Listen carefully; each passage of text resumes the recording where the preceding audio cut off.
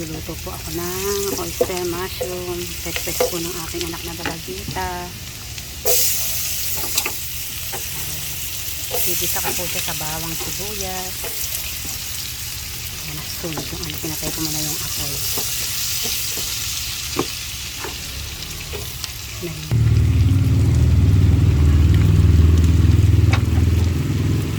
Sinala ko na po siya yung bawang sibuyas. Ano na ngayon, patutuin ko siya dito. Kung makikita niyo po siya, apaw dito ba. Pero pag po yan na ano rito sa napatuyo ko yan. Kailangan kasi tuyo yan Salga ko mamaya ng oyster sauce. Pero ngayon, pwede ko na siyang lagyan ng oyster sauce. Handali. Ay, kalabaw na unggoy mo. Ay, naku. Bus pa ako ngayon. Handali.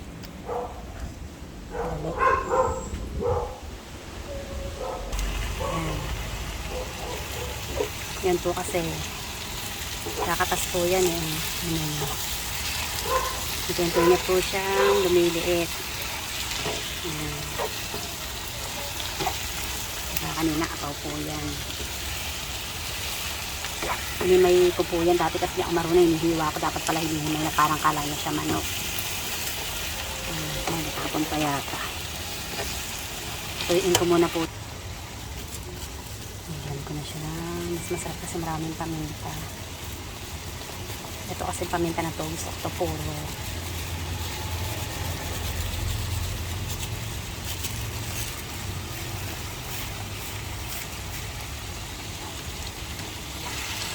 Matuyo siya. Sinong anak ko si Josh yan Tinatanong kailan ko daw ito lulutuin.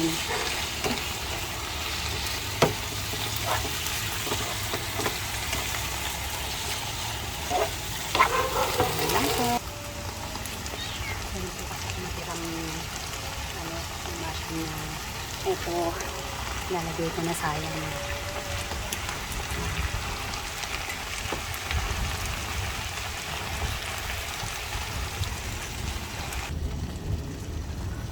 Nilagyan ko na siya na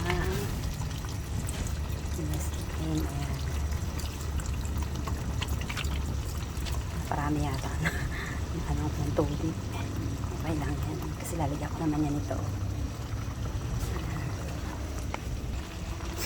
Ayan, nilagay ko na yung broccoli.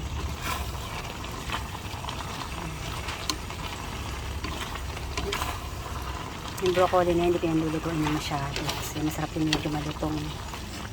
Ika lang. Ito po luto na. Papatayin ko na siya para hindi gano'n siyang malabog yung broccoli. Ito na siya. Kumakain na sa hetin kaya lang talagang sabaw lang ang gusto niya. Magandang araw po. Magandang araw po, Dan.